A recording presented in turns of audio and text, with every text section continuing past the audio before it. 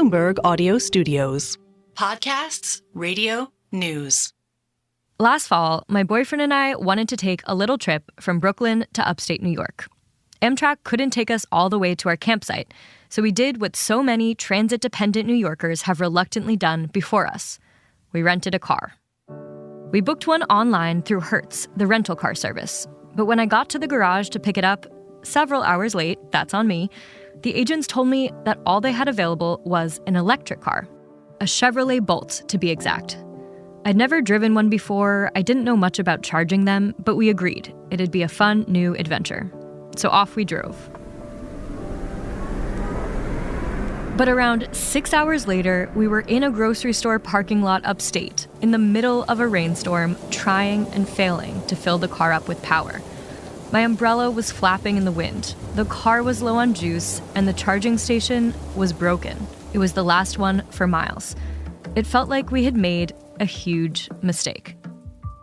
What I didn't know at that time is that by renting an electric vehicle from Hertz, I was part of a larger bet the company had made years ago, one that led it on a journey to electrify its fleet, embrace the future of transportation, and hopefully reap real profits in the process. But much like my upstate road trip, things for Hertz didn't exactly turn out as expected. EVs were hot when Hertz started ordering a bunch of them in 2021. But the company would soon discover making them work in the rental market was another challenge entirely.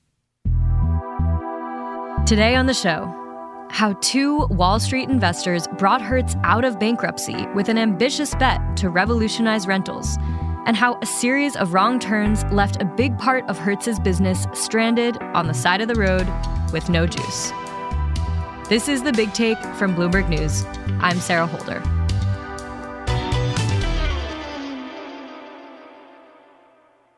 My colleagues Erik Schatzker and David Welch just published a deep dive on Hertz's turbulent last few years. My name's Erik Schatzker. I am the editorial director of Bloomberg New Economy, and I'm an editor-at-large at Bloomberg Businessweek. David Welch, Detroit bureau chief, cover all things auto, regional politics, whatever I get pulled into, and have been on the Hertz story for a number of years now. Their story begins in the early days of the pandemic, when the company careened into bankruptcy. By 2021, Hertz went to auction and was acquired by investors who had a plan to turn the business around. The two men leading the takeover were Tom Wagner and Greg O'Hara. They are professional investors. They're not car rental experts. That's the most important thing to remember as we talk about what happened to Hertz. The two people who led the takeover of this company run investment firms. Tom Wagner has a distressed debt hedge fund called Knighthead, and Greg O'Hara has a private equity firm specializing in travel and tourism called Certares. And they're value investors, basically. They look for cheap assets that are out of favor, and they buy them then. They figure they can whip them into shape. And at some point, Hertz caught their eye. Why were they interested in Hertz, this rental car company that was being battered by the pandemic? Well, if you cast yourself back to those dark days of the pandemic, the economy was shut down. But the companies that were suffering the most were the companies that depended on you and me and everybody else to travel. There was no travel. We were all locked indoors. And so they, like many people in the investment business, recognized that the pandemic wasn't going to last forever. And that would mean people getting on planes. That would mean people taking cruises. That would mean people renting cars.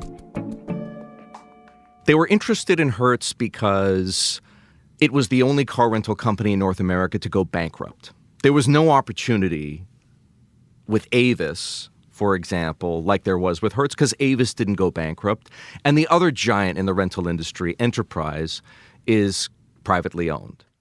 Right. And look, you use bankruptcy not only to get protection from creditors and clear debt, which they did. They reduced the company's debt burden, which was always a disadvantage. But you use that period to cut a lot of other costs, cut workers, get rid of unprofitable locations, and bring in new management and generally just give the business a whole new fresh start. What was their vision for Hertz? What dream future were they promising for this company? They had a very ambitious plan for Hertz, perhaps more ambitious than almost anything else they'd undertaken. They wanted to take a rental car company that had exclusively gas-powered vehicles and on a very rapid schedule, turn them all into EVs. And at the time, EV growth generally was just rapid fire. People were buying electric vehicles. Any company, any startup that had an electric vehicle story, they didn't even need an electric vehicle that worked. They just needed a good story. They were getting funded with billions of dollars. But Wagner and O'Hara not only wanted to electrify Hertz's fleet, they wanted to revamp and modernize all of the company's systems in an industry that is often seen as slow and clunky. They wanted to transform renting a car from a necessary chore to a seamless customer experience. There were some other things that were fundamentally smart that they were trying to do.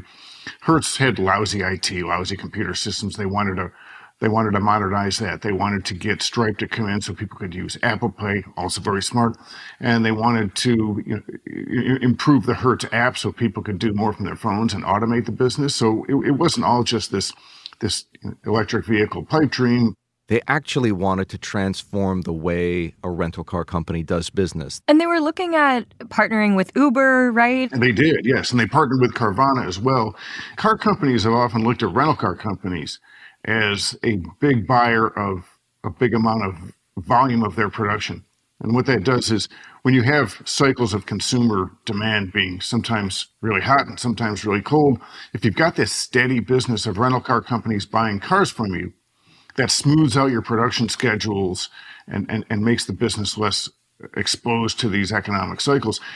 Hertz looked at Uber and Lyft drivers the same way.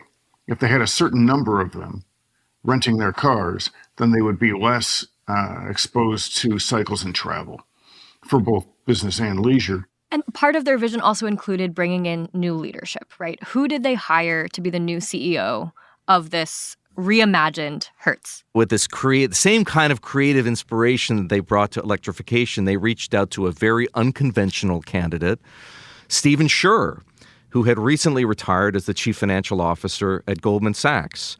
He was a career banker who had risen through the ranks at Goldman, become a strategist, and subsequently become the CFO. And after 28 years of the firm, he decided he was going to retire and do something else. And before long, a call came in from one of his former colleagues at Goldman, a guy named Jeff Nettleman, who was now working with Greg O'Hara at Certares. And Jeff Nettleman wanted to know, Stephen, you interested in becoming CEO of Hertz? So this was the dream. They have their team set, they have their vision, and in the beginning it seemed like the plan might work. You open up your reporting describing the celebratory night that Hertz executives were having in November 2021. What had just happened? What were they celebrating? 2021 was a gangbuster year for car rentals. Coming out of the pandemic, everybody wanted a car, couldn't buy a car, was renting a car, and so the industry had phenomenal tailwinds at its back. Huge demand, limited supply, tons of pricing power. Cars, again, were hard to get, and so there was selling for high prices. So Hertz was just crushing it on all fronts. So much so that executives had decided to go public with an IPO. And this party was the kickoff. And so the company that they bought out of bankruptcy for $5.9 billion at the time of the IPO had a value of $15.3 billion. They had more than doubled their money in the space of only 4 months. They're having this big party. They've got, some great food there. They're blasting New Order, one of my favorite bands. Music is playing. And Tom Brady, the legendary quarterback, he's on board as a pitch man. Lots of glitz, lots of glam, very, very shiny IPO here. Everything is looking hot, and they are off to the races here. And at the heart of the shiny IPO was a multi-million-dollar deal that Wagner and O'Hara were placing their bets on, in order of 100,000 Teslas. You have to remember how hot everyone was for EVs at the time. There was this fascination with Elon Musk. It still exists, of course, but then Elon could do no wrong. And when Hertz placed this order for 100,000 Teslas just days before its IPO, Tesla shares rocketed up 13%, and the value of that company shot above $1 trillion for the very first time. people looked at that deal and thought, oh my God, the future of EVs is here. And so it's time to reprice Tesla, and it's time to think about this industry in a totally different way. It really seemed like Wagner and O'Hara had hit upon some kind of magic formula that nobody else had ever dreamed of. That's betting that people are going to want to rent them, and that it's going to be cheaper to maintain these vehicles, and you'll get better pricing at the counter, and they'll be rented out more often.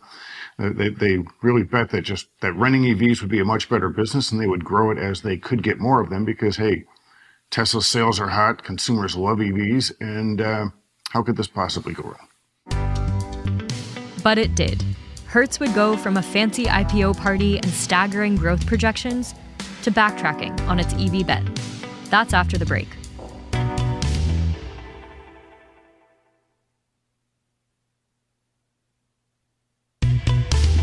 We're back. Hertz, its executives and investors placed a huge bet on electric vehicles as pandemic restrictions lifted and people got back to renting cars. And they ordered a fleet of 100,000 Teslas to anticipate that demand. But in late 2022, about a year after a big party Hertz threw to celebrate its IPO, it seemed like something wasn't clicking. People weren't as interested in renting EVs as they expected.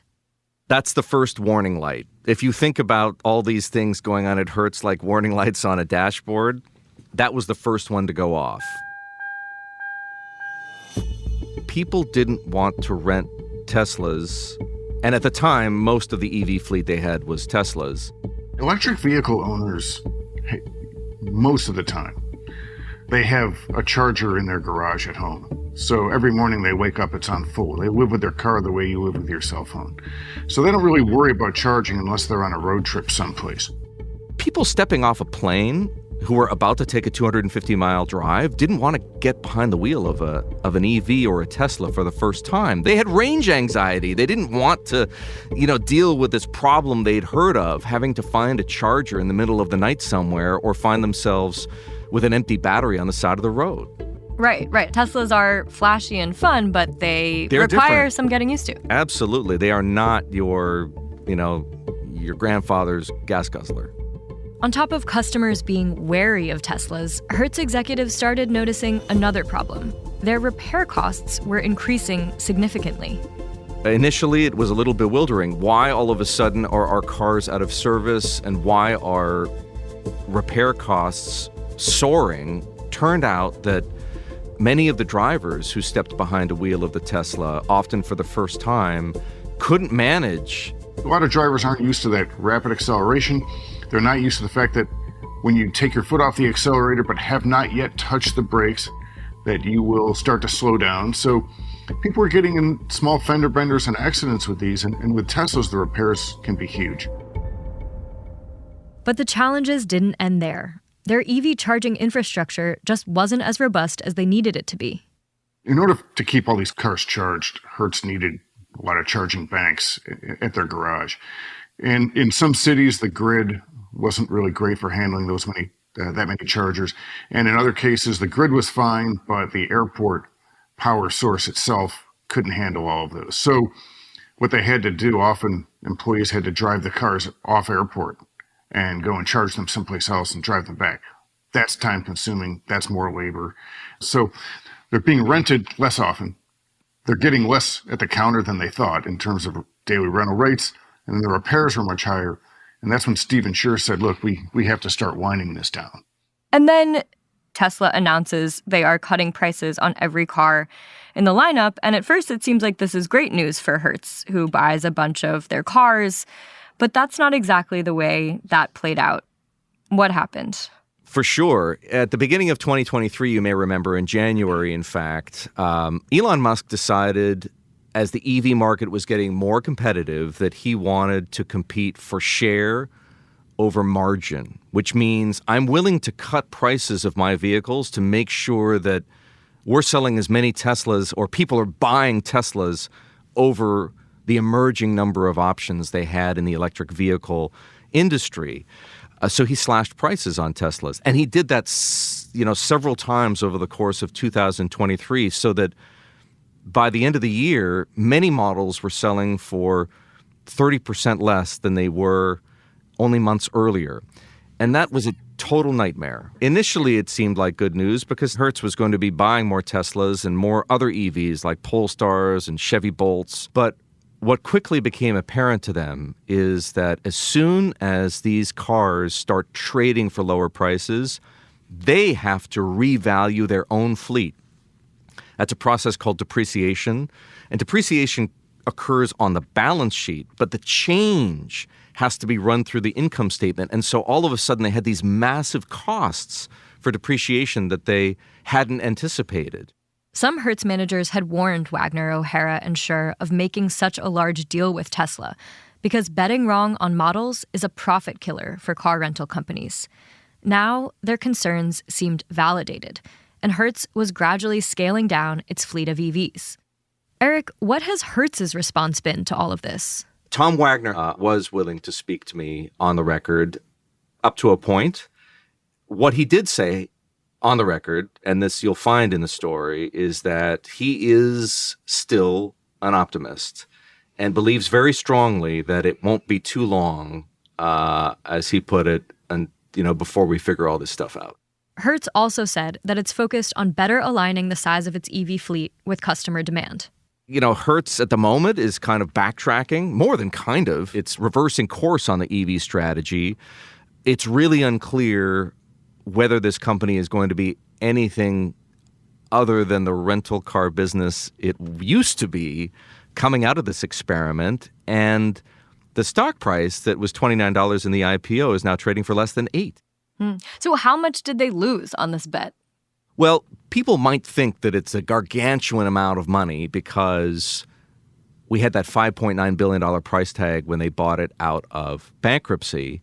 Let's not forget these guys are pretty clever investors. They put $2 billion of equity to back that $5.9 billion enterprise value. And then in the IPO, they sold $420 million of stock. Remember, a $29 IPO. So they recovered or recouped almost a quarter of their investment in the IPO. The people who have really suffered are the public shareholders of Hertz who have ridden that stock down from $29 to under $8. Yeah, that can't feel good. And did everything that Wagner and O'Hara had set out to do with Hertz fail? Did any of their strategy actually work? It's really important to talk about some of this because it's easy to look at Hertz and say, what a debacle. Stories are rarely that black and white.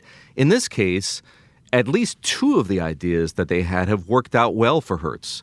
This ride-hailing business that they developed, renting cars on a weekly basis to Uber drivers, is in fact going exceedingly well. And the Carvana deal, that one that was supposed to recover more money when the Hertz cars get sold used, is in fact working too. It's so interesting. There seems to be a couple of ways to read this story.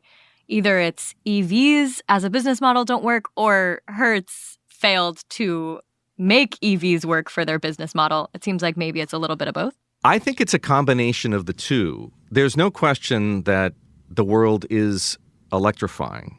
It's now electrifying more slowly than it was. In 2021, it seemed like electrification was around the corner, but all the early adopters have bought their Teslas and bought their EVs from other manufacturers.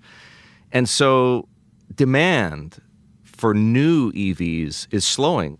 EVs haven't worked out, and we'll see if they do. It might be that they never work out. It might also be that these guys were just way too early. In case you're wondering, my trip upstate ended up okay. We made it to our campsite, charged the car in the morning, and spent the rest of the trip finding other places to charge. This is The Big Take from Bloomberg News. I'm Sarah Holder. This episode was produced by Adriana Tapia. It was edited by Aaron Edwards and Danielle Sachs. It was mixed by Ben O'Brien. It was fact-checked by Alex Sugiura. Our senior producer is Naomi Shaven. Elizabeth Ponso is our senior editor. Nicole Beamster-Boer is our executive producer. Sage Bauman is our head of podcasts. Thanks for listening. Please follow and review The Big Take wherever you listen to podcasts. It helps new listeners find the show. We'll be back tomorrow.